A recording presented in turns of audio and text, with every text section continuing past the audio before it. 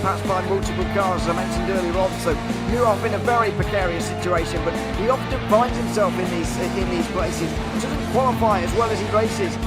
Up front, they are getting with Lee Aberdeen and Luca Varani, not very far apart at all here.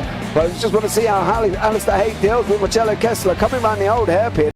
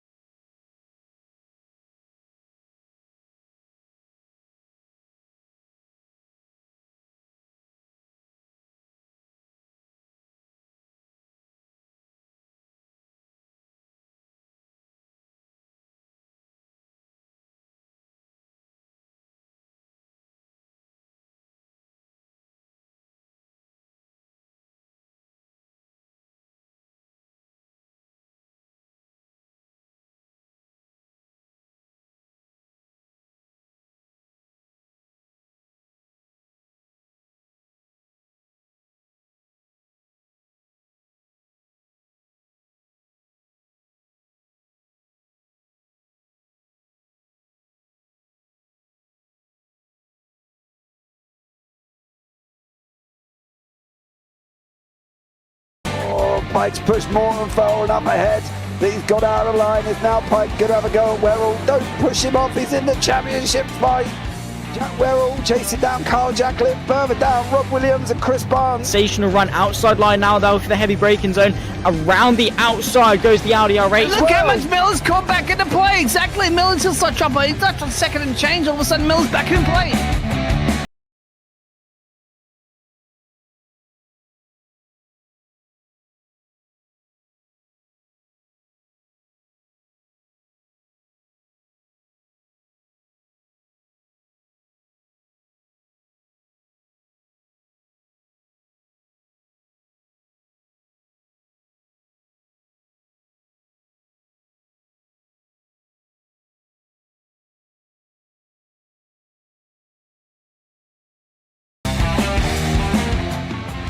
Moving on to the back end of Phil Jocelyn. So there's been a lot of movers and shakers in this first 2 laps here for race. Absolutely serious racing league. Everybody's allowed to have fun. Yeah, and it's all about the entertainment. So I hope everybody is enjoying themselves out there in the chat. We know that Ron is been enjoying himself watching the Burger King machines off into the grass a little bit there as they're really bunching up now.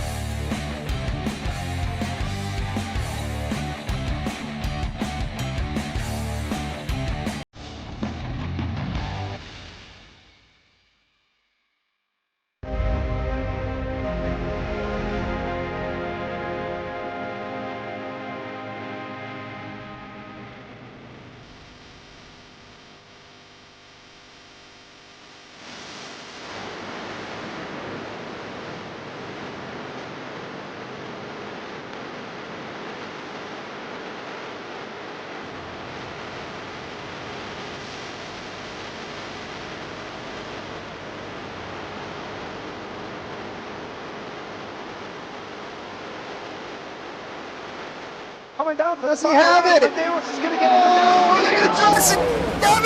it. He's on the outside line though, going into the fastest corner on the circuit. Surely this can't work. Dominic Ligner has got a sensational run outside line now though for the heavy braking zone. Around the outside goes the Audi R8. Look how much Miller's caught back into play. Exactly. Miller's still such up. He's up to second and change. All of a sudden, Miller's back in play. Can Barry do it? Big Barry's going to do it. Big Barry!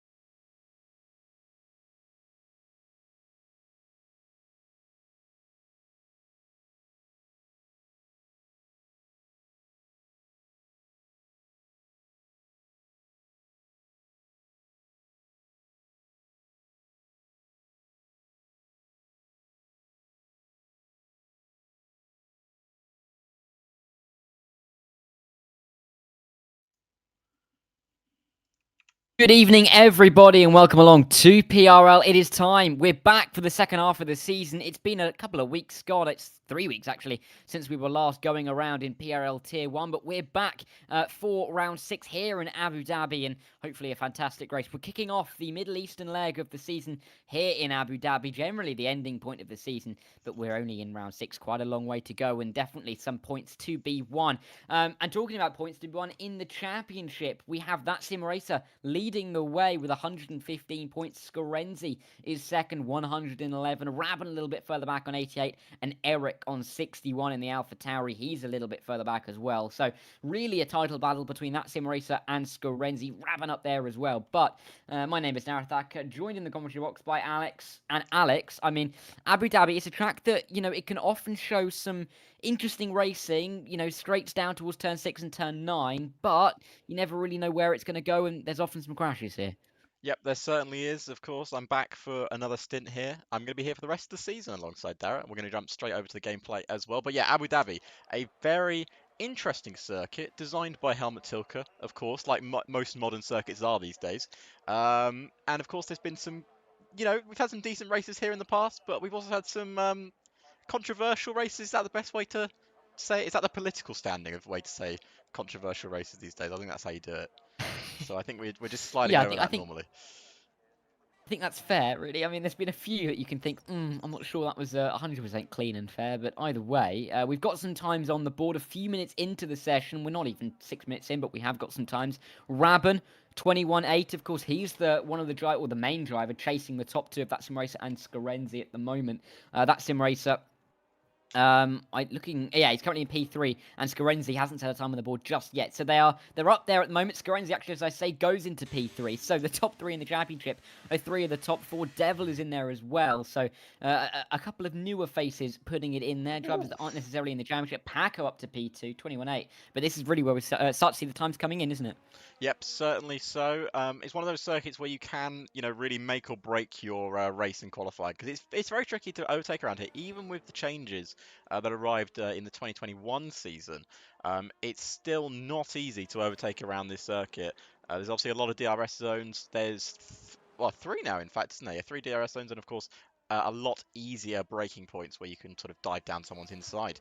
So I'm looking forward to seeing this race, but obviously the top 2 separated by only about 10,000ths of a second, which is very impressive indeed. Rabin obviously on pole, provisional pole currently, with XD Paco in second, both on the 21.8, but one on a 21.827 and one on a 21.838.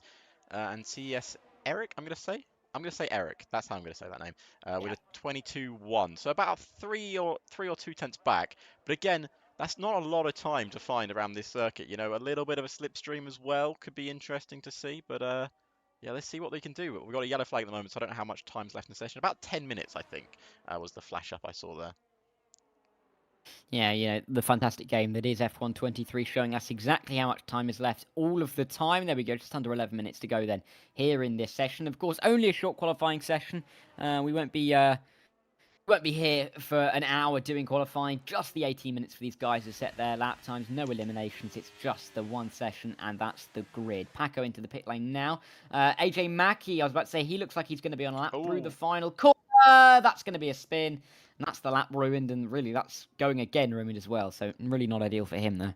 No, not ideal. He's facing the wrong way. Hopefully he can spin that car back round. You know, that's not uncommon. We've seen a lot of drivers spin on that corner. It's not just, obviously, drivers in-game. We've seen real-life drivers spin there. I remember Sebastian Vettel spun there back in, I believe, it was 2019, if I'm not mistaken, spun there on his final lap in qualifying in the Ferrari. And famously, almost Max Verstappen lost his car there on the last lap of 2021 Abu Dhabi. Which, you know, wouldn't have been good because, you know, he'd been dominating that race from start to finish. So you don't want to see that at all. That's the last thing you want to see, Darragh. No, exactly. And, yeah, I mean, particularly that final corner, because of the nature of the track, I think at this particular final corner, it's so damning because it's not even a long run to the line from there. So it's just, you can see the line, you can nearly smell the line, and yet you can't actually put the time on the board. So unfortunate for AJ Mackey. He's going to have to go into the pit lane and try once again, but 15 seconds off of the pace. He'll clearly find some time in that final sector next time around. Oliver James, though, he's on a lap coming down to what is really now the infamous turn 5. This 2021 World Championship was arguably won at that corner, and whether you like it or not, he's going to open the DRS towards turn 6. But, I mean, this McLaren, the McLaren, they've done all right so far this season. I mean, looking at the Constructors' battle, they are in... actually, they're doing worse than I thought. They're in P9s. They're doing a little bit worse. They've got some points to make up, and they're going to be looking to pick up as many as they can, and that starts right here. Of course, after a couple of weeks of a break, it's a bit of a refresh after to start the second half of the season. Yeah, it's kind of like the summer break we have in Formula One, where all the teams go away, have a little bit of a relaxation, and try and reset. And it's looking good already for McLaren because they've got one of their cars up in P7 there with Rapid Connor. There's a little bit of a gap, isn't there, from 7th to 6th. I'd say that is sort of the gap we're looking for. But again, not good for Oliver James there. Invalidated his lap time at that new final sort of sector where it's so easy to run over the curbs. You do not want to be invalidating there, especially, as you said, right towards the end of the lap, you can see the lap time ending, and you just make a little bit of a mistake, and that's what happens to you. You get punished. It's difficult, particularly, I think, at Abu Dhabi, because, of course, the final sector is the most technical. It's the trickiest of all three of the sectors. You might be a few tenths up through Sector 2, but then all of a sudden the pressure piles on you through some of these quite difficult corners. Of course, they've been widened, haven't they, in the remodelling that we saw mid-2021, so it's a little bit faster through pretty much the entire final sector than we saw pre-2021, of course, with the chicane at the end of that national pit straight. F1 Nerd on an outlap coming around the final corner. I mean, we're kind of in that space and time in a qualifying session where really no one's on a lap at the moment. Everyone's coming after their first runs, waiting for their second. Yeah, I was going to say, did Oliver crash there coming out of turn 1? I saw a McLaren sideways and I don't think he was in the pits, so that could have been a crash from Oliver. That is, he's already out and he will start P19. And as you said, McLaren looking to pick up big points, and one of their drivers starting 19th, one of them starting only 7th at the moment, with 7 minutes left on the clock. We see F1 Nerd going for a lap time here in his Ferrari. How Ferrari doing so far this season, Darragh? Ferrari are currently P8 in the championship, but this is the interesting thing. Paco, particularly, at the start of the season, showed fantastic pace, was really probably going to win the opening 2 rounds, but a combination of strategy mistakes and some bad luck meant that he really was down the order. So he definitely has got pace to win these races, but it's just not been for him in the circumstances so far. But F1 Nerd, his teammate, will be looking to kind of be playing a bit of a wingman role in this one, as Paco definitely looks like the quicker of the two so far. But we haven't seen a lap time yet from F1 Nerd. We'll have to see what he does as he dives his way under the hotel towards the final couple of corners. He's not really pushing to the edges of the circuit, but he'll probably have time for one more lap after this. Yep, coming across the line now. What's it going to be looking like? It's a 1:23.0. Now, as I'd say, you know, obviously, if that was the opening part of qualifying, that'd be a good banker lap. But of course, with only 6 minutes left, he's only going to get one more lap in. He's got to find himself at least another 3 or so tenths. He's definitely not on the pace with his teammate. But if Ferrari can get one around, what you'd say, P8, P9, and the other one near the front row, if XD Paco can get another lap time in, as we see Rabin here is finishing another lap in his Sauber. I don't know what to call them these days. I think Sauber is the one that's not going to get us arrested. So let's go with Sauber for now. As he comes around the final corner, can he do a 21.8? Can he improve his lap time? He certainly can. Wow. 4 tenths he found on that lap there, Darragh. And I think that was all final sector. Yeah, I mean, you can pick up so much time in that final sector, can't you? So many areas where even if you've just got the tyres a little bit warmer by the end of the lap, or just a little less worn, you can pick up a tenth or two through each of those long sweeping corners. Scarenzi's come into the pit lane, so he's going to have one more flying run towards the end of this session. Basil, reigning champion here at PRL in Tier 1. Is yet to get a time on the board, and he'll be looking for one relatively soon in his Aston Martin. I mean, Aston Martin as well, another team who was struggling a little bit. P6 in the championship, 52 points, but they're only one behind Alpine on 53 and level with Williams on 52. So there's a bit of a group back there, but it's really Haas versus Mercedes in that regard. Basil, though, goes P7, 22.6, and he jumps up quite nicely into that top 10. But, you know, he may be able to get another run in, but it's going to be tight. Yep, it's going to be cutting it a bit tight. Is he allowed to cut corners to get back to the pit lane? Is that a rule? Don't think so. And I mean, if he does, I've never seen a league where it is allowed. Or actually, I have seen one, but I doubt it is allowed. Basil, I don't think he looks like he's in too much of a rush, does he? No, there's not really a lot of places you can either cut the corner as well, to be honest with you, because of the way that Abu Dhabi is laid out. It's not like you can gain time down here, as Lewis Hamilton found out in 2021. I'm going to stop. Let's just leave that Grand Prix alone. It never happened in some people's minds.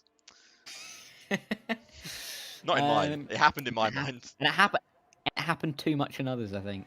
Yes, that is probably the most accurate description of Abu Dhabi I've seen. It's happened not enough and too much at exactly the same time, and yeah, and whichever side of the argument you're on, you either love the fact that you don't think about it or you hate the fact that you do. Right then, Devil's on an outlap in his Red Bull. Another driver to look out for is that Sim Racer in the Mercedes. Of course, he's up there in the championship at this stage of the season. In fact, is the championship leader coming into this second half of the season. So we'll have to see if he could put any improvements on the board. I think he's just started his flying lap, but he doesn't look like he's going too fast. Actually, down towards turn 5. So he's invalidated. Yeah, he's invalidated at the time. Must have been at turn 1. So unfortunate for him. Hopefully, he's got enough fuel to go again. Yeah, you would imagine he's fueled himself up for at least 2 laps. Let's have a look, see if we can run away. In fact, he's got 3.7 laps of fuel left. He will have enough to go again.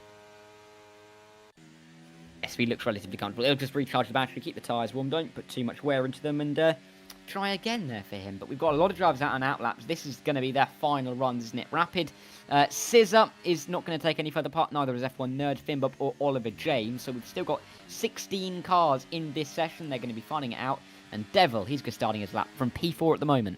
His last lap of qualifying as well. 2 minutes 30 left on. He will not get another lap time on the board. So here we go. Through the first sector. Let's see what he can do. The Red Bull car dancing his way through the first sector. First sector time looking at a 17.2. That is a purple first sector. Now, of course, in F1 23, you're never guaranteed to know if that's actually a purple first sector. There's a chance it could be a green first sector, but it won't tell you exactly. But looking good so far for Devil as he comes down to one of the trickiest braking zones on the track. You've got to get this absolutely nailed right. And he's locked up a bit there, Darragh. I don't think this could be an improvement here because he was only about a tenth up in that first sector. Yeah, and once you brake late there, it compromises your line all the way through turn 7 up towards turn 9 here, which is an incredibly important zone. Oh my God. He's 3 tenths up on the time, but, you know, you've got to think that there was still time to find there. Missed the apex by quite a chunk down at turn 6, so definitely there is room for improvement on this lap, but it still might put him up into the top 2. In towards the hotel section, swinging right, swinging left, and keeping the car rotated in left in third gear. Rear end, really not enjoying that gear though. Steps out, he bounces over the curb. 2 more corners to go. Sweeps his way through in towards the final corner. A relatively tight line, but still just missing that apex. And soaring at the wheel to the line. And stays P4. Lost all the time. Yeah, lost 4 tenths in that final sector. Wow, I mean, I've not seen a 4/10 loss like that.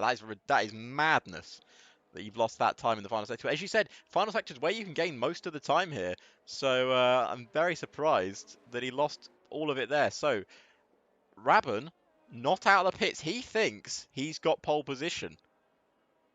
Should we see if XD Paco can claim it back? Yeah, let's see. I mean, it's a big chunk to try and catch up to. I mean, Eric is on a lap at the moment as well. That sim racer is too, but Paco is closest challenger. I mean, I wonder what particularly that sim racer is doing on his time, because of course championship leader will not want to be losing time. Look at how wide Paco was though through turn 1. Definitely lost a bit of time through there. Into 2 and 3 now. And I mean, first sector split, I wouldn't imagine he's going to be very far up at all. And yeah, 100th, not much at all. Not much at all. And let's be honest, that first sector you can't really gain a lot of time in. No, it's only really the one acceleration zone, isn't it? Because it's flat out through turn 2, flat out through turn 3, and 4 as you run up towards turn 5. So difficult, but this is, as you mentioned, the hard braking zone. Eric is done in the session. He's coming to the pit lane. He won't be taking any further part. That sim racer won't be taking any further part either. Stays P6, and that was a good line for Paco in turn 6 and 7. Yeah, it looked very solid. He got that absolutely nailed on. Let's see what his middle sector is looking like. And it's going to be a 10th or so up, almost 2/10 up in that middle sector. He's not finding that much time overall. It's a purple middle sector, though. This is where he's going to gain the time, though. He's got to find the time in this final sector. We saw Rabban gain 4/10 here. Can XD Paco find that amount of time again? He looks very steady through that middle sector. The sweeping right-hander been opened up in recent years. And then one final corner, which has again been opened up. Get the power on nice and early. He crossed the line. Can he take pole? Oh, he misses out by only 30 thousandths or 40 thousandths of a second. Wow, that was close. Yeah, in the end, it was a lot closer than I thought it might be. Maybe just a little mistake in turn 1 cost him there, which is so unfortunate. Scarenzi will not be improving on his time. He won't get to the line before, his previous best. So it will be Rabban on pole, Paco P2 and Eric in P3. That sim racer championship leader, he's only going to have to settle for P7. Yeah, that's not brilliant at all, is it really? As a championship leader being down in 7th place in a Mercedes, I mean, it's not what we want to see. But as you said, that front 2 looking very close. Should mention HDL there in P5. Banger of a lap to put himself up in P5. Oh, both Avataris 3rd and 5th. Yeah, good for them, really. Avatari being one of those teams that have kind of gone under the radar so far this season. They've not necessarily got the points to really put themselves into the championship battle, but they are P3. So definitely people to look at, or drivers to look out for, I should say, as we go through. But here are your classified results from qualifying. It is Rabban on pole, the Australian. Only 800ths is the gap between himself and Paco, so it wasn't too much in the end. But Eric will be P3. Devil and HDL Trappy 4 and 5. It's a Red Bull family 3, 4, 5. Scarenzi and that sim racer 6 and 7. MZ Plays, Basil and Banana round out the top 10. Then we've got Rapid Connor, Rapid Scissor, Deboya and F1 Nerd. A few more drivers below that. 15th further down. But I mean, Rabban, he's going to get a good start, you'd hope, but it depends on the strategy here. It's a bit open here at Abu Dhabi because the tyre wear can be quite severe and the pit lane isn't the longest.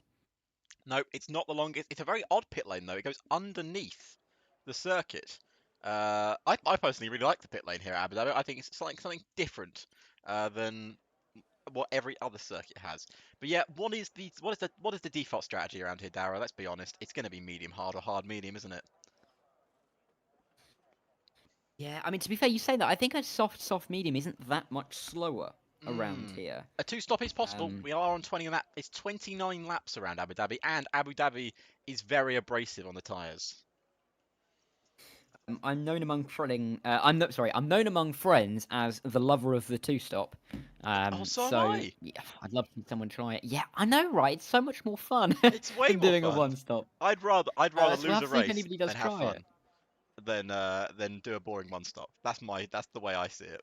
Yeah. To be fair, I did a race last week and I was in P4 and it was raining. So, intermediate tyres, people who drive the game know that intermediate tyres wear fast. And I thought, if I pit again, I'm going to make up quite a lot of time. And I made it to the back of the train I was at the front of and only really lost 2 seconds in the end, but lost 6 positions, which was quite disappointing. But It's possible. Two stops are fun. Two stops are enjoyable. I think for some of the guys who are a little bit further back, they're more likely to try two stop. What do you think? Because the guys at the front, you don't really want to make too many errors on the strategy. So I think a two stop is a little bit more reliable. But here we go. Either way, onto the formation lap. I got worried that we were going to go straight into the race, but we're going to be able to see which tyres Drabs are on. Yes, so let's just grab up the tyre details here. And, well, we might only get one person on your wish, unfortunately, here, Darragh, because we've got a very much a mix of mediums and hards. But the only one who's gone for the soft tyres is Devil in P4. I mean, is he going for some devilish antics, as you might say, here this afternoon? Because could go soft, medium. Does he have a spare set of softs that he could start the race on? Maybe only did 2 runs in qualifying? Possibly. I mean, you can't count out the medium runners going soft to the end, or even medium soft to the end. So you never know. It's always possible. Maybe I'm just cheating myself a little bit, hoping that someone does it. But never know. Paco very much looks like he's nailed on for a one-stop Trappy. That's him, Racer, Boyo, Joey, Vintage, Rapid System, AJ Mackie. All of the guys on the hards pretty much nailed on for, excuse me, what will be probably a one-stop race. But if you're on a medium, it really opens yourself up because you could go either way, couldn't you? Yeah, I mean, the thing with the medium tyres is, you know, you're going to get stuck on the hards if you do the one-stop. And the people that have gone hards will have the fresh set of mediums, which are so much better in a second phase. It's very interesting indeed. I'm very curious what Devil's going to be doing, because he could be what I like to call in the business the disruptor. He's doing something completely different to everyone else, and that could mess with everyone's strategy, because they all think, oh, let's do the basic strategy. No, they're all going to be doing madness. Madness indeed. Yeah, it's going to be interesting here, but I mean they're gonna all line up on the grid shortly. I'm going to throw you under the bus, Alex. Who's going to win the race? Devil. I'm going to go with Devil. I think that's soft tyre. I love starting on the softs. I love starting on the soft tyre. It may be the wrong tyre to race on, but it's always a bit fun. As we mentioned, we like a bit of fun here. Let's see what he can do. I'm going to be boring, and I'm going to say that it's going to be Rabban. I think he's going to have it. It's a safe option, let's be fair. Yeah, in my defence, I'm going to say last Tuesday I predicted someone who had never won a race in the league, starting P14 to win, and you know what? He did. So, it may happen. It's a safe bet, but I'm not always one for a safe bet. I just think Rabban's going to have that edge here this evening. But either way, we're going to get ready here in the dusk conditions. Of course, the sun is setting here at Yas Marina Island, but we're going to go to 5 red lights. Rabban is on pole. XD Paco alongside him. Who's going to get the launch off the line? We are racing here in Abu Dhabi. The second half of the season is go, and it looks like it's a good enough start from from Rabban to take the lead and sweep through into turn 1, and comfortably does so as we're fighting him behind. Devil and Eric, soft and medium tyres. They're really fighting hard for P3 as they run their way now down towards turn 5 for the first time. This long run, there's a couple of spins at the back. Banana and Rapid Connor look like they've fallen victim to each other's maybe a little bit of contact, but as they run through turn 5, snap there from Devil. He's going to lose out to Eric, but they're really too wide through the mid-pack. Yep, that was a huge snap from Devil. I mean, he absolutely had to hold that one. And we've got Scorzini in behind. We've got places changing about all the time into the braking zone. Who's going to be last on the brakes? We've got a 4-wide battle going on there between, I think it's about P10, 11, 12, and 13. All battling out of place. F1 Nerd, Rapid Scissor, Finbop, all battling for position. And as we suspected, the start of this race would be more carnage than we thought. But the one that didn't cause any carnage was Rabban, who's still leading this Grand Prix. And around the outside goes Rapid Scissor on the harder set of tyres. He's going to force his way around the outside. No, he's not. He's had a little bit of a spin there and a touch. And that's just enough to send him all the way around. And that is really, really unfortunate for him. And, I mean, yeah, not the best start. It's that one at 29. It's a long race. There is a chance of recovery, especially if we get some safety cars, but it's just not the start you want. The start you want is to be leading all the way through the opening lap, and that is exactly what Rabban has done. 27.7, of course, will not be the fastest lap by the end of the evening, but it's given him a great start and a good pushing off point for the rest of the race. Paco, his job at the moment really has to stay within that DRS for one more lap here, because, of course, unlike in real life, the game is 1 year back. DRS will be enabled at the start of lap 3, and the first detection point is just there as they run into towards turn 5. Yep, I can't wait until we get DRS open on the first lap, because to be honest with you, I know it's not been the point's not been proved in real life because of a certain Dutch driver, The DRS open at one lap is so much better, as Devil is going to go for it without DRS down the inside. No, we can't make it on this occasion, but we've got is it Basil in behind? I think it's Basil, isn't it? In 7th place, getting past HDL there and trying to move himself up behind that sim racer. This is very interesting indeed, this race. Already on lap 2. This is going to fly by, I think, Darragh, to be honest with you. We do have a pit stop already with Rapids Connor going onto the hard tyre. Was that a forced pit stop because of front wing, I think? Yeah, likely to be, I think, because he was one of the ones spinning around at turn 3 on the opening lap, so very likely to have wing damage and being forced into that strategy. We'll see how long he can get those hards. Definitely a one-stop from him from here to the end of the race, but we'll have to see how it goes. HDL Trappy we're looking at now. On the back of Basil, Paco faster than Rabin that time around, and Basil faster than everyone in front of him as he sets a purple time 25.7 as they run their way through. Scorenzi right on the back of Devil, who's got to be making progress early on these soft compound tyres because they're not going to be working optimally for long. No, not at all. Devil's got to make these moves up. He actually made up, what was it? He made up one move originally on the opening lap, and then he got past... Then he was trying to get past Paco, but it seemed that it just didn't work out for him in the end, and that's where he lost out. But now he's got Scorzini up behind him. Now, this is the interesting thing here, Darragh. Who is running more straight line speed than others? Because this is a circuit where you need a lot of downforce, but you also have a lot of back straights. So if you get caught up a little behind some people, you're not going to make up a lot of places. So it's going to be very interesting to see who has got what strategy and who has got what setup in this Grand Prix. Yeah, I mean, this is the challenge. I mean, setups as well, of course, open setups, no fixed setups here. Thank God. Which can make it very interesting in, particularly on other sim racing platforms. But with open setups, it means that you have that ability to really try and either go for a little bit more downforce, a little bit more straight line speed, which will help you in different areas of the racetrack. But also as MZ plays, that's a spin. Managed to keep it out of the wall and keep it going so that he doesn't lose too much time, but will drop to P10. So we'll drop out of that, or P11, I should say, and out of that leading train. But unfortunate for him, Trappy, a little bit more breathing room. Yeah, and there's quite a large gap between, obviously, now Trappy and F1 Nerd, which is a real shame because obviously this is one of those games you probably know because you've probably done a lot of broadcast, I imagine, Darragh, on this year's game. If you are not in DRS, I mention it every single broadcast I'm on, you are basically out of the Grand Prix because it is so reliant on slipstream and DRS in this year's era of Formula 1 cars that you just drop further back. You can see F1 Nerd, he's dropping time already. As someone who's not dropping time is Devil, goes around the outside of Eric there into 3rd place. He's making those soft tyres work. He's got to make up 2 more places though. He wants to be leading the race. He wants to be in control of this Grand Prix pace. Yeah, you've made me think, actually. I think I've done well over 100 on this game. Probably more like 150, which is far too many, but there you go. There's too many features in this year's game for it to be something that we've broadcast over 100 times. Yeah, exactly, right. It's a shame we've only got 23 tracks as well. It'd be nice if we had a few more short circuits like we used to have. Cough, cough. But, cough, cough. No, there you go.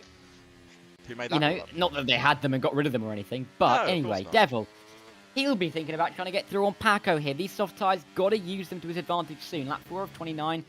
No soft tyres, you really want to get off of them by lap 10, really. They're not the best race tyre by any way, shape, or form. What a lap. So they're going to start to die relatively soon, but he's still going faster, isn't he? Yep, 25.3 there for Devil. I mean, that's a ridiculously fast lap time. Oh, no! He spun round and hit the wall. And Finbot retires. That's wing damage. That's wing damage. You know what that is? That's the commentator's curse in full effect right there. We've both cursed him because we were saying how fast that lap time was, and you said how well he was doing. And now and I'm sorry, Devils. Well, you're gonna have to be careful if you're ever on a broadcast with Zach Sweeney, and you talk about the commentator's curse because he will argue that it does not exist. Okay, well, have we just proven that it does? Well. He would argue that that was bad driving from Devil. He wouldn't hold back. A coincidence. No, but I refuse. Commentator's curse or not, it's unfortunate, and it means that he's really going to have to go medium from here. and really work his way back through the field. He's going to be a long way back, going to have to stick in it as we see Basil and that sim racer fighting it out. Last year's champion and the current championship leader fighting over P5 and P6. Different strategies for these two, but it does look like that sim racer is being a little bit held up at the moment. And Basil, he's outside of DRS, and you can just see how much time that sim racer is gaining through the final sector. Yeah, he's got to make up this time quickly because he's going to lose so much on this occasion. Like, as I said, you've got to be in slipstream, you've got to be in DRS. I think Sim Racer's got to blast past him on this lap. He's on that hard set of tyres as well, which means he's on the longer running strategy. But with that being the case, he's going to need to try and catch up to XD Packer, who's also on the run, the longer running setup. So here we go. He's going to go down the inside on this occasion. He's going for it before the DRS zone, but of course that's where the detection zone was. You just saw it back there before turn 5. So now down the back straight. Have they both got DRS or only one of them? No, only one of them has DRS, and that is that Sim Racer. But I'm going to reckon that Basil's running a little bit more straight line speed because he kept up to them very quickly. And Scorzini, as I mentioned that, is into 3rd place now ahead of Eric. But Eric's going to get the DRS back, and now he's going to look to make the overtake back down round the outside and move himself up into 3rd place once again. That is the risk on this circuit. He's made the move once, and he's lost it immediately in the next corner.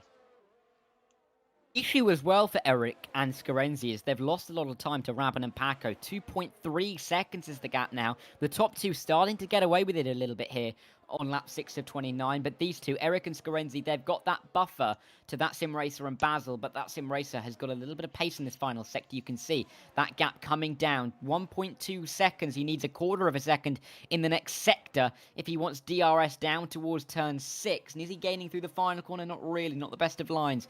And a poor exit for the Mercedes driver. But as they run their way now through turn 1, it's going to be interesting, I think, particularly on the strategy, because I think a lot of drivers are going to put on lots of different laps, and we're going to have to wait a while to see what happens. But Rabin, is he playing some DRS games here? Yeah, I think he certainly is. I mean, he let him pass, or may have made a little mistake. Let's find out down the back straight. If he's going to gain it back up to it, of course he will. He'll have DRS. You can see how powerful this slipstream is in this year's game. It is ridiculous. It's one of those things where I actually hope they turn that down for next year's game, because it's so easy to make DRS overtakes. I don't know if you're on the same wavelength with me here, Darragh, but I think it's way too powerful, because we're now going to see XD Paco go straight back past him with a little bit of ERS dump, but not too much, and straight back into the lead. It's straight back into the lead, and we'll have to see if he can really try and push home that advantage. Meanwhile, Scorenzi, that Sim Racer, sorry, has dragged himself into this battle for P3, showing why he is the championship leader, knowing that he can't let Scorenzi and Rabin get too far away, because that championship lead at the moment is only, 4 points between that Sim Racer and Scorenzi. And if we can work out, if you can just, Alex, put up on screen the position changes in this race so that we can work out exactly where they qualified. Because, of course, in qualifying, you get points 8 for pole, down to 1 for P8. I could find it, I would. Yeah, we'll see. It's on TV. There you go. So that Sim Racer got P7 in qualifying, which means another 2 points. And Scorenzi got P6, so another 3 points. So Scorenzi now, meaning that the gap is now only 3 points in the championship. Normal Formula 1 points as we go into... was that Sim Racer? That is definitely not the ideal line. You could see the rear sliding all over the place. Lost 4 tenths in that corner. But my point was, as it stands, Scorenzi's going to find himself 2 points in the lead of the championship going into next week at Saudi Arabia. Actually, make that dead level going into next week at Saudi Arabia. Actually, no, sorry, my maths is wrong. That's supposed to be a point ahead. My point being, really, the championship is tight and every position is going to matter at this stage of the season. Yep, it certainly is. Like, even at this point where you said there's still quite a few rounds left to go, every point matters at every race matters at this point. Every single race matters. We're on lap 8 of 29 already, so we're almost only 20 laps left in this Grand Prix. Someone who's not had a good afternoon so far is McLaren, down in 16th and 17th, as we see F1 Nerd going wheel to wheel with Dalbauer there, or D Bauer, I think is how you say his name, as that Sim Racer picks up a 3-second time penalty. Oh, that's horrendous for his race, and the championship leader now has to deal with a 3-second time penalty, Darragh. Yeah, I mean, it's not ideal. I mean, lap 9 as well, not even a third of the way through the race. You can see F1 Nerd there. I think squirming is an understatement of what he was doing coming into the final couple of corners there. But for that sim racer, he's just got to manage it, just got to deal with it. Very high chance that the others get a penalty around him. Just got to make sure he doesn't pick up yet another penalty. He can afford to get 2 more warnings. Oh, as that is nearly into the wall for the F1 Nerd. Awful line in turn 2. Through goes MZ and AJ Mackey over the grass, spinning the car. That's a nightmare, I think it's fair to say. I mean, what is going on with that car? It was all over the place in every like the last 3 corners. It was completely all over the shop. I don't know what's happened there, but Scorzini once again back past Eric. The title picture changes again. Now that sim racer, I think his strategy's got to change here. Darragh, he knows that he's got that 3-second time penalty now. Is it full out push now to try and change up this race, or do you just stick with the plan and work out the penalty later on? I think you've got to stick with the plan, really, because the issue I think that that sim race is going to have towards the end, if he keeps pushing and picking up penalties, is that no matter what happens with the top 2, he's still trying to recover. If he just stays a little bit calmer, just maybe tries to, not race a little bit less hard, because you can't do that, obviously, but just be a little bit more conservative and considerate with the track limits, you might find yourself with the race coming back towards you. Scorenzi and Eric keep fighting, they might pick up 2 penalties, and if you keep it within the white lines, you'll find yourself with the penalty advantage yourself towards the end. So, it's a long way to go. We're not even a third of the way through this race yet. 9 laps completed, but that might be another warning for that sim racer as he goes wide at turn 1. So, looking tricky, F1 Nerd still having problems. Yeah, F1 Nerd definitely not enjoying that Ferrari car. Back to obviously Abu Dhabi reference, 2014, when Fernando Alonso drove his Ferrari car, the only car to ever understeer and oversteer at the same time in a race. I think we've all seen that clip. I imagine you've seen it, Darragh. That feels like what F1 Nerd is driving right now, and I think he's pulling into the pits to possibly either get a new set of tyres or, as I suspected, retire from the Grand Prix. I remember my dad explaining that to me because I was only, I say I was only little, I was still nearly 10.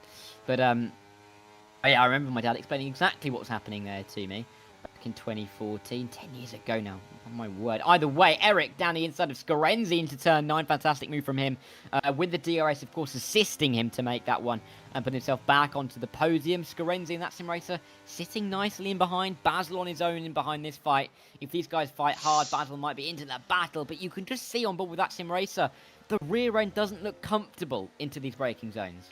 No, we're probably in what I like to call the graining phase of the tyres. Of course, this year's tyre model is a lot better than in previous, so we hit the graining phase on occasion.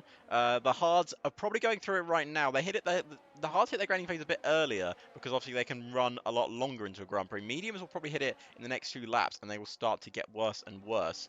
I'm very curious to see when these pit stops windows will open, because of course the only difference in the tyres was Devil, who went on to who started on the softs. Oh, a big snap there from Scorzini, very big snap indeed, and he keeps losing time. He's lost more and more time. That snap didn't end, Darragh. It just kept going and going. Yeah, I mean, it's difficult, particularly in corners with such a high radius like that one. I mean, Scorenzi's now got it all to do. That sim racer in a much more comfortable position than he was just 30 seconds ago. You can see the wide line Eric was taking in turn 6 as well, so mistakes creeping into these guys, and it's not going to help them being 4.5 seconds off the leading duo of Rabin and Paco, who are just sitting in behind each other, not really fighting, making sure they pull that gap early on. If there's not a safety car, they're in a fantastic position for a 1-2. Yep, they certainly are. I mean, it's pretty much game, set, and match at the front of the grid, but we've said that so many times in Formula 1, and how many times we've been proved wrong. Not in the last few seasons, but I mean in recent years, how many times we've been proved wrong. Scorzini, that's definitely a penalty pickup there, or a warning, because he was running full wheels over those curbs. So easy to pick up time penalties. I didn't really consider how badly these guys would be struggling on their tyres, but they look like they're sliding everywhere on their tyres here, Darragh. As we got Basil into the pits. It's just such a difficult track, I think, especially if... One thing I think people sometimes struggle with is if you forget to put your tyre pressures down to effectively minimum, you are in for a world of pain. I remember, particularly at a track like, I think this is second in terms of that list, but Hungary, definitely up there. I remember I forgot to put my tyre pressures down. By lap 2, my tyres were over 105 degrees, and I couldn't race. It was impossible. So some of these guys, if they haven't got their tyre pressures down enough, their rears are going to be lighting up, and it's going to be so difficult to control the car.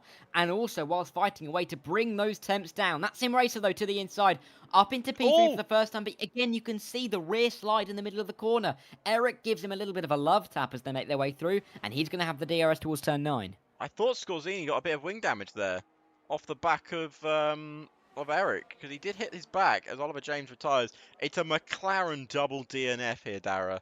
And if their season was not bad enough, it just gets worse at the moment. Yeah, it feels, if this was real life, it'd be an incredibly exciting race to say that a Red Bull, 2 McLarens, a Ferrari and a Mercedes were out. Because that would mean we might have someone like Yuki Tsunoda up in the top 5. Either way, oh, he's a Yuki mark. we're not in real life. Yeah, go on, all the Yuki fans in the chat. Scarenzi into the pit lane, championship contender, P2 at the moment. He's trying an undercut here off the medium tyre. Lap 12, he's coming off the medium. 17 laps on the hard, that seems doable to me. Yep, and how again, another thing, obviously myself and Darragh have never broadcast before together, but I imagine you've said this as well. How many times have you said the undercut is insane in this year's game? Many a time. Many a time. I have to say, I was doing a broadcast about an hour and a half ago, and an undercut effectively won the race for a driver. So it could happen again here. Maybe it could happen. It's a little bit trickier when you've got 2 drivers, particularly the front Paco and Rabin, on different strategies, because Paco will have that tyre advantage towards the end, but Rabin, he's dropped out of that DRS of Paco. The hard tyre, definitely better for now. Will that come back at the end of the race? This is the kind of things we're going to have to wait and see. It's why a strategy race is fantastic, because we never really get the answers towards the end. And it's why you're going to want to stick around as we get towards the end of this race. In about 10 laps' time, it's really going to be where we start to see where the battles for the positions are going to be fought. But we're looking down here. Scarenzi, not out in the best of places, is he? Nope, he's kind of stuck behind some traffic at the moment. Of course, this is not lapped cars. They do not have any obligation to move out of the way. Something I will say, though, is Emerald plays, and we're going to see a 3-wide moment here. We're going to see a double overtake from one of our championship contenders. He's going to prove why he deserves that title, and a double overtake as Rabin is into the pits there. Of course, I don't think that's probably to cover off Scarenzi. Oh, big crash! Ooh. Big crash there as Joey spins round similar to Nico Rosberg and Carter Cahan back in 2012. Yes. Oh, what a name. I mean, it's a throwback, isn't it? Sometimes I am just the master of random F1 facts, and they just sometimes pop into my head. But any other work of life, they're completely useless. But interesting that Rabin coming out ahead of Scorzini. I mean, I thought the undercut would be a bit more powerful, but to be fair, not that powerful. Well, Scarenzi was caught up, and I think he was already 5 seconds back. Yeah, I mean, I wonder if he wasn't caught up there, because he might have been able to catch him. He gained a second from the undercut, because he's only about... I can't see him gaining any more than another 1 or 2, because he really just got the DRS down towards turn 9, so it didn't affect him too much. Either way, that being said, that incident between Joey and Basil... Basil's undercut is the person I wanted to talk about. Adrian Mackey's had a moment. That lets Rabin through. Basil was the driver I wanted to talk about. He was 3 seconds off Scarenzi. He had a 1-lap undercut. And look at that. He's now in the DRS of the championship contender. But De Boya might be a bit of a troublesome driver, I should say, for Basil as they make their way into turn 9. But this is the kind of stage in the race where the guys in the new hards are going to be gaining. And we're waiting for those guys on the old hards to really... make their way into the pit lane, and then they can push. This is not where you want to catch, though. This is not where you want to catch traffic, because you can't make any moves in this sector. You're losing time and time again. You can see the gap going to Scarenzi. You can't make it around the outside there, Basil. You know that that's not an overtaking opportunity. He's not going to pull into the pits yet, because he's only on 13-lap-old hard tyres, and there's no DRS down this main straight, so you've got to make the move, and he makes an error. He makes an error there. He's losing so much time. Oh, he's Sergio Perezing him right up. He's looking for a move up the inside. There's no chance of an overtake there. And Darragh, he's losing so much time right now. Yeah, he is losing time hand over fist as we work our way now down in towards turn 5. But he will pick up the DRS. That's the important thing. He'll get the move done through turn 5, I think, and then be able to pull away and open that DRS flap. Devil is not too far off the back of this. Of course, remember, he picked up wing damage. But the problem for Basil, look at that flashing light. Not much ERS in that car, and that's going to make him struggle for the rest of the race. You had to use so much to get through, to get past De Boer, and that might have been a bit of head loss there as well. You know, you do lose a bit of your sense when you get stuck behind a car. Obviously, I've been there. I'm sure you've been there in terms of, you know, a little bit of rage in the car. But sometimes there's nothing you can do, as Eric does get past Devil there. Important move for him as well in this race, because obviously he's also recently put on a fresh set of tyres. And Devil still going for the two-stop strategy. Oh, that is a big penalty right there. Rabin with 3 seconds in 4th place. One of our main contenders for this race victory has just picked up a time penalty. And is it because he's stuck behind HDL right now for 3rd place? And it's similar to what we saw with Basil earlier on. Yeah, it's difficult when you're sitting in behind a driver, isn't it? Because, of course, you're, if anything, following their lines or really trying something different to make the move stick. We can see, though, that Rabin should pick up the DRS. Yeah, we'll stick him behind through turn 5. It's the smart move, because then you can make sure that you're ahead down in towards turn 6. Trappy is collateral damage, as they will run their way down into turn 6. But Paco and that Sim Racer, them pitting, are going to be critical for this race. Where does that Sim Racer come out? How much can he recover from his loss in terms of all that time that he will lose when he's sitting in the pit lane? So 13 laps to go. I think they're going to pit this time around. Paco, 18 seconds between himself and Rabin at the moment. Yeah, so what's a pit stop round here? 20 seconds? 21 seconds? I think so, which means he hasn't really lost too much time, Paco. No, not yet. But again, yeah, he's not really gained the time that I thought Rabin would gain. And he's in the pits. Here he comes. He's into the pits. So let's see if Ferrari can pull off one of their famous 2-second pit stops that they're known for. Here we go. Onto those medium tyres. Is that Sim Racer gets another time penalty? Oh, I think he got glitched. Ooh. I think he got the sorry, not the glitch. It's not a glitch. It's a feature. They program that. It's definitely a feature. Sim Racer Rabin picks up a 3 second. I was going to say, I think Rabin went wide at turn 1 as well, actually, just to note. So he might be on another warning. So he's got to be even more careful. But look at this, Paco. He's only a couple of seconds back here. I mean, this has really worked out well for him on a fresh medium.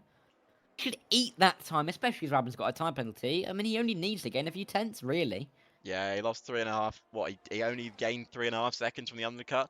We say the undercut's powerful on every broadcast that we've been on, but clearly around Abu Dhabi, it's not the way to go. Especially when you're on a hard medium strategy and people are on different strategies like that, that's not going to end well at all. So XD Paco in 2nd place right now, 3.5 seconds behind Rabin. He doesn't have DRS though, which will help Rabin in the short term, but that 3-second penalty will not help him in the long term, especially also on tyre wear. It won't, you're absolutely right. I think the difficulty with the undercut for some of these guys is that they've been stuck in traffic. They've not really been able to use their tyres to their advantage, particularly Rabin. But as Paco's going to get his tyres up to temperature, he's going to be really charging on this next tour of this Yas Marina circuit. Scarenzi 4 seconds back. The gap's really opening, aren't they? Between a lot of the top 4. Closest drivers on track at the moment. Basil, Eric. Basil picking up a 3-second. Devil, that Sim Racer. Yeah, don't get out that Sim Racer because he's only a few seconds behind Eric, but of course that 6 seconds, it's really a handcuff, isn't it? Yeah, the 6 seconds is not going to be helpful. Devil into the pits though. He's going to go for his 2-stop strategy. He kind of has to, doesn't he? He's not going to get those medium tyres to the end of the Grand Prix. And he needs to get on another set of tyres. He's going for it now. I guess he could come back a bit later in this Grand Prix, but I think losing that front wing early on was the real killer for him. But yeah, I think this is going to be a bit of a waiting game because I think the strategies have got to meet each other. I think that's what we're waiting for the medium tyres to really come back to where those hard runners are, because of course they got that undercut pitted earlier and have that track position. The advantage in terms of tyre and in terms of lap time is really going to be with these medium runners. Yeah, it certainly is. It certainly is. But we're on lap 18 of 29 here as Eric gets past Basil there for 4th place. He didn't need to do that on track, but of course he wants the track position himself. He's now ahead of Basil, who does have a 3-second time penalty. But as you said here, there is gaps opening up through the field, including, well, not including the Devil, who has just come out behind Bauer, who's looking to jump himself up into P9. And then he's got 11 seconds to the next car in front, who is also recently just put on a new set of mediums as well. I think that's going to be very unfortunate to catch up there. I think that's going to be very tricky. It is going to be tricky. I think that's definitely going to be a consideration to make. Look at Devil, though. He's now on a fresh medium tyre, going to the end of the race, freshest of anybody. After that mistake early on, you know, I mean, he's got a very big gap up to the cars in front, but don't rule out another couple of positions, especially if mistakes are made. But Banana, that's a soft tyre. That is going to be a quick car in the last 10 laps. Yep, could at least go for fastest lap of the race. He's probably going to catch Emerald as well, because he's only just going to come out of the pit lane now. Going to come out ahead of Joey as well. So, yeah, as you said, Devil, with one of the fastest set of tyres out there, 12 seconds to the next car in front. He's going to go down the inside. You've got to think, though, Darragh, of course, this is all hypothetical, because we don't know what would have happened, but if he hadn't have broken his front wing that early on, where could he have been in this race? Could have really been mixing it up with the front three, I'd say. Absolutely could be mixing up the front three, and it's unfortunate that he picked up that damage.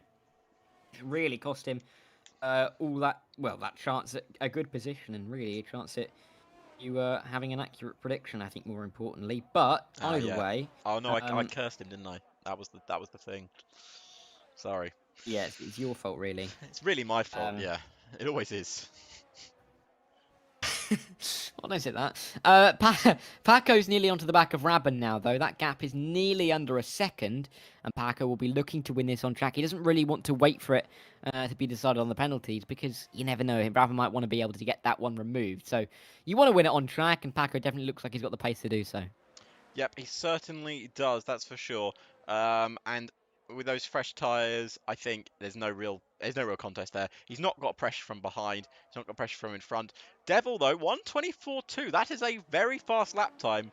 10.8 seconds to the next car. It's not impossible, but unlikely.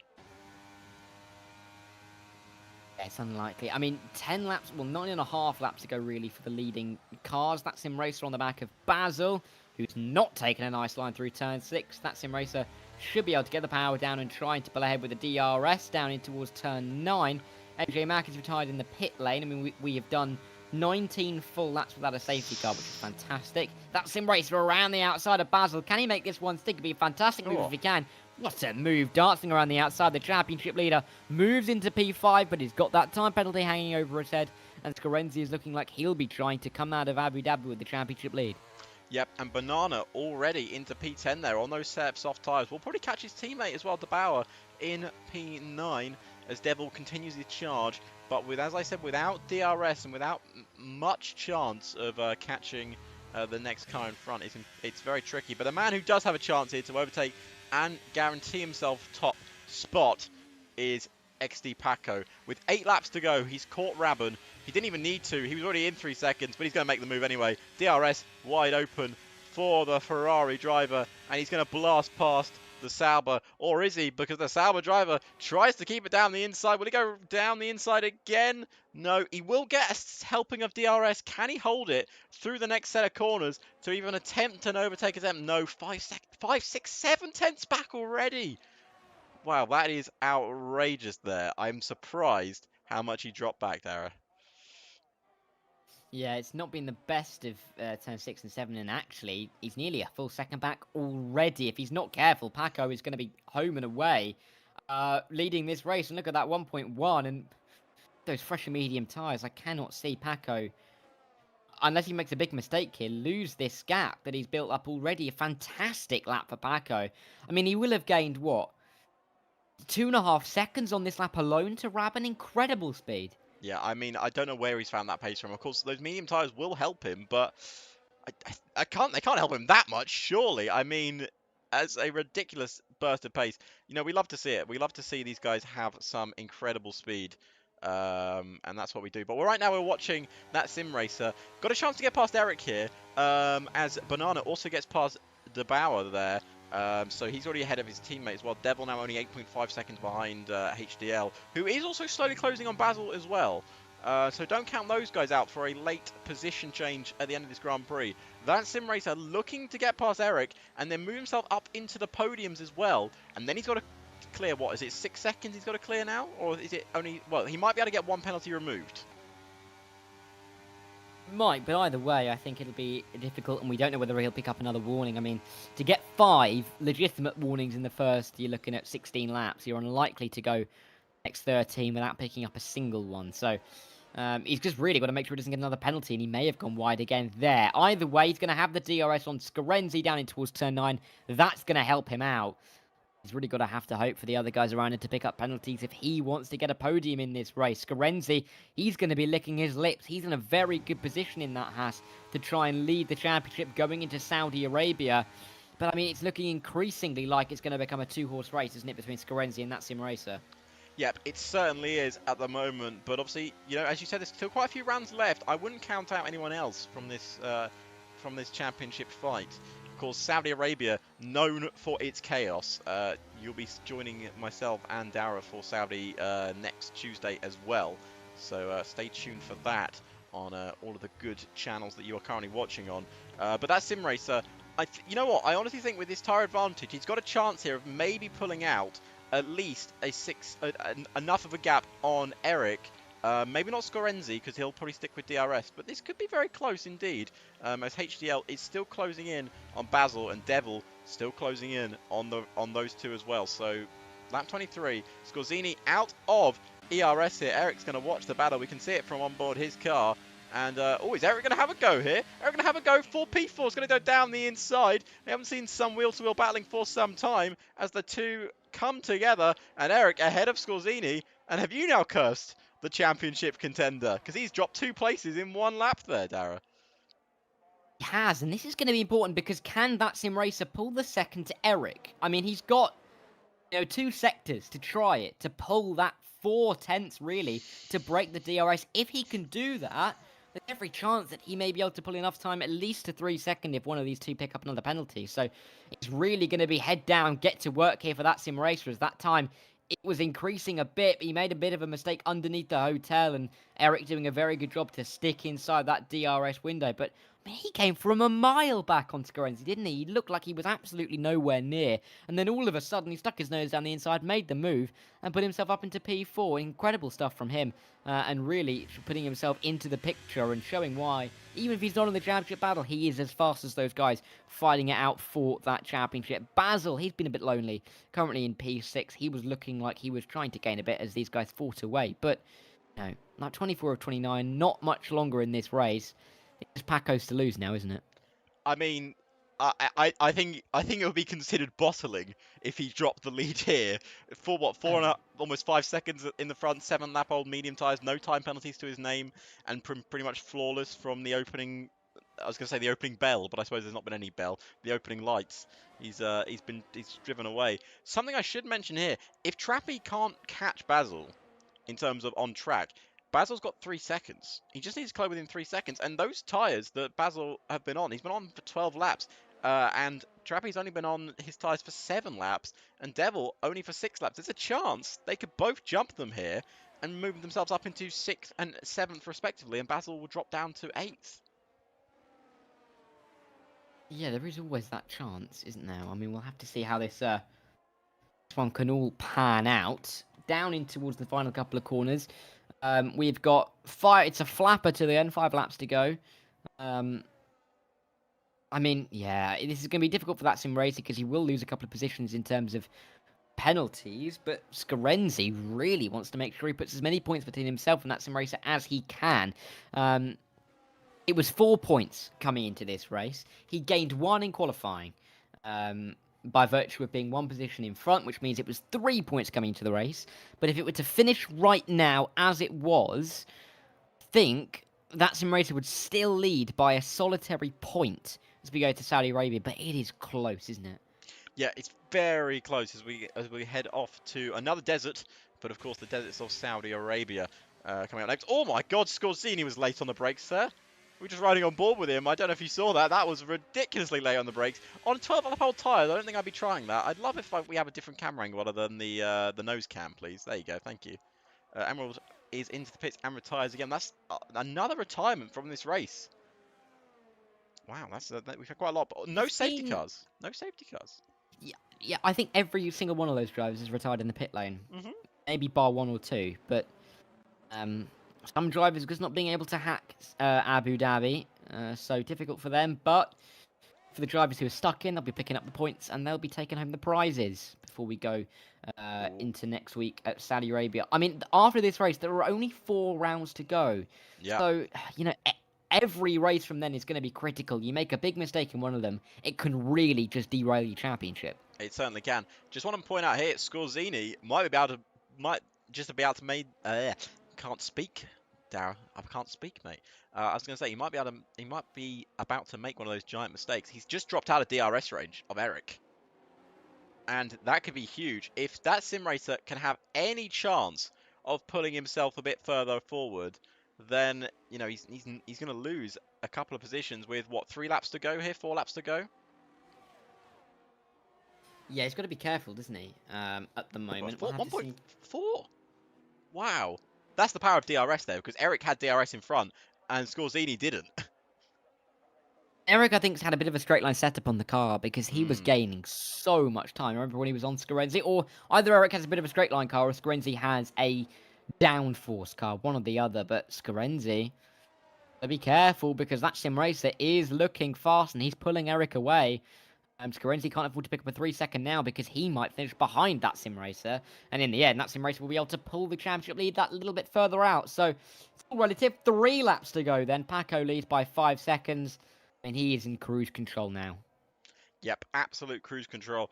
Someone who's stopped gaining a lot of time here is Trappy. I don't know if his tyres have started to struggle now because Devil has actually been catching him the last few laps. Devil has got a chance of finishing in 7th place here. And if he can get a move on after he gets past Trappy, he could still finish in 6th. It's unlikely, but not impossible. So keep an eye out for that. This closing stage of the Grand Prix is looking very intriguing indeed. And I wonder who's going to walk away with the big victory here. Well, I think we know who's going to walk away with the victory. It's going to be Paco. But I suppose we said that in 2021 and we ended with a different winner, didn't we? So this could all change around. It will change around. We'll have to see, though. Down in towards turn 6, that very good straight line car that Eric has got. Not enough to carry him past for P3 yet. 2 seconds. That gap between that sim racer and Scorenzi, yeah. 2.3 between 3rd and 5th.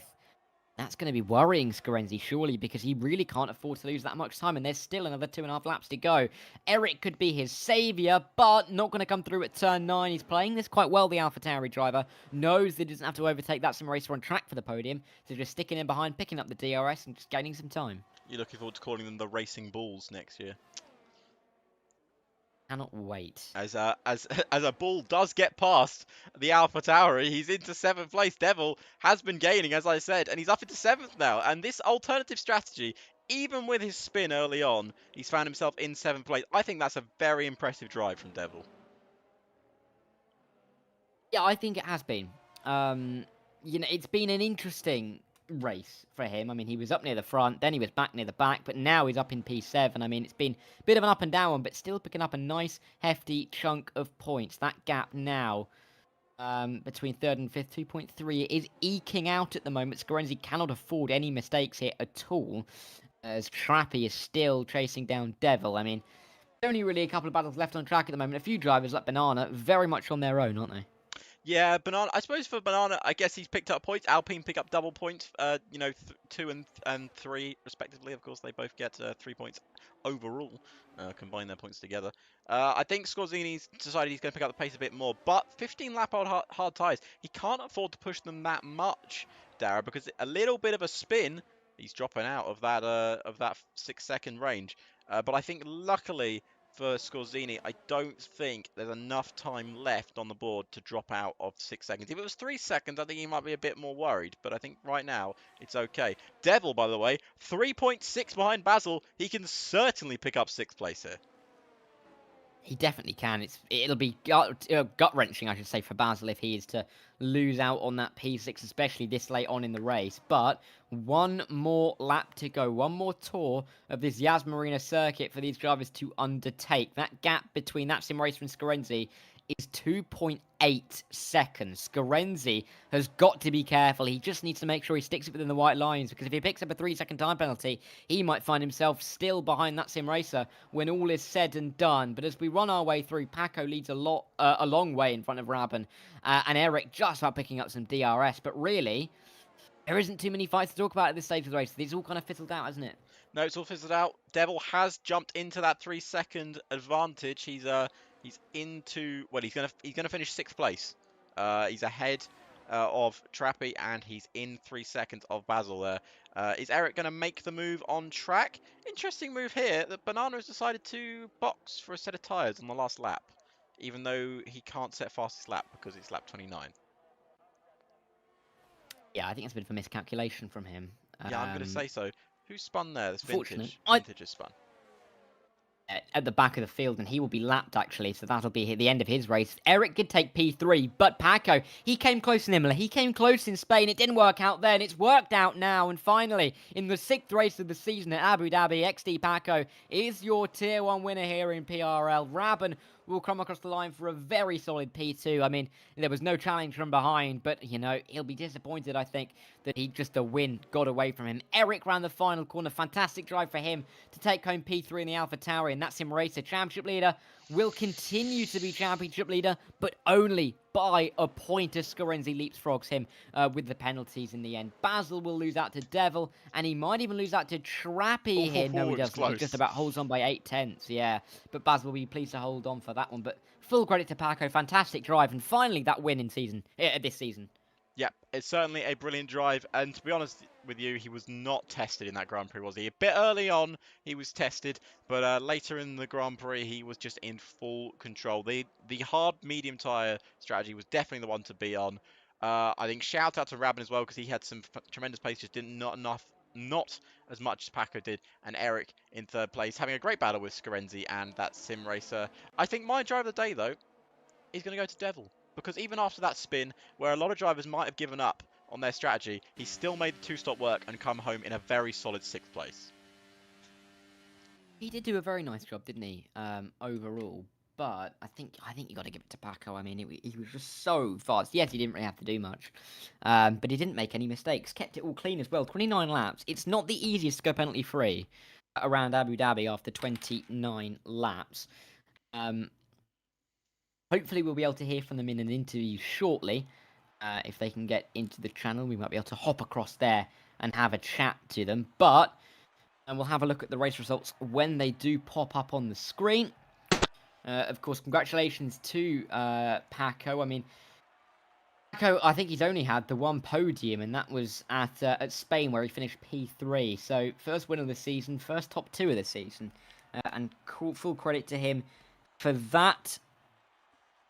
As I'm just writing down exactly where he finished on that podium. But here are the results coming your way. And here they are. The game is loading. You know, the best thing about the game is we can bring them up whenever we want to. Not because we have to wait for the game to work. There we go, though. Paco is your winner, the Dutchman. 42 minutes. The time, no safety cars in that race, and a very, very nice race all the way throughout from him. Rabin in 2nd, and Eric in P3. Scarenzi in that sim race, so the 2 championship protagonists, 4th and 5th. That gap now 1 point as we head to Saudi Arabia. Devil recovers to P6, but a long way back in the end. Actually, he's only a few seconds back. Basil in P7, Trappy in P8, Deboya, and F7 are Banana in the top 10, picking up that solitary point. Vintage outside the top 10. And then we have our retirements, if we can try and scroll to all of them. There's a few of them: MZ, Joey, AJ Mackie, Oliver James, F1 Nerd, Rapid Connor, Rapid Scissor, and Finbop. A lot of retirements. I think in the end, that's 8. So unfortunate there. I'm going to look to see if we've got drivers in an interview channel. I cannot see any of them in there right now. Well, I will jump over to I'll jump over the calendar. Why not? While we're waiting, so we can see what's coming up. Yeah, we'll give them 30 more seconds, just to see if they can jump in. But looking at the calendar, I will bring that up myself. And it's an interesting one, isn't it? Because we're in this kind of arm or leg, I should say. You know, I've got the wrong limb there. The leg of Middle Eastern races, where we've got Abu Dhabi this week. Then we have got next week at Saudi Arabia, and then the week after at Qatar. 3 very different circuits, aren't they? But, you know, they're all kind of in their own characteristics. challenges for these drivers, and it's going to really have to be important for these drivers to adapt week on week, isn't it? Yeah, I mean, obviously we go to Saudi next week. It's a very much a fast-flowing circuit, designed by the same track man, but very different in terms of what you need on that circuit. Qatar, another one, very different, and of course then Belgium and Silverstone to end off our season on the 6th of May. I look forward to Silverstone. Silverstone happens to be one of my favourite circuits on the calendar. But Darren, there doesn't appear to be anyone interested in having a chat with us, which is always sad. But hey, No, there's not. hey. We've given them we've given them the time. They may not have been reminded to be in the interview channel. Either way, that's okay if they don't. We don't have to force anybody to have an interview. But at least we're not at least we're not making anybody wait. But that means that we will leave you there and ask you to join us tomorrow night here, both on the JPB Broadcasting YouTube channel and on the PRL Twitch for Tier 2 in PRL. We've got a very good championship battle brewing there, of course. Not as many points between the top runners, but it is a championship lead for Rapid OG on 95 points, and he'll be looking to defend that. Lots of drivers there or thereabouts, though, as we will run our way through. But you'll have to join myself and Josh, who will be back tomorrow night. But my thanks to you, Alex, for joining me here this evening, and thanks for pressing all the buttons, making the broadcast look very pretty. Right. And we'll be back next week, won't we, for the Saudi Arabian Grand Prix, the championship. I mean, 1 point in it, it's hotting up. You really won't want to miss it when we head to Saudi Arabia, a track where quite literally anything could happen, and safety cars will almost certainly play a part. We'll be there in 7 days' time, and we hope you enjoy the rest of your week before we get there. But from myself and Alex, it's a goodbye. Goodbye.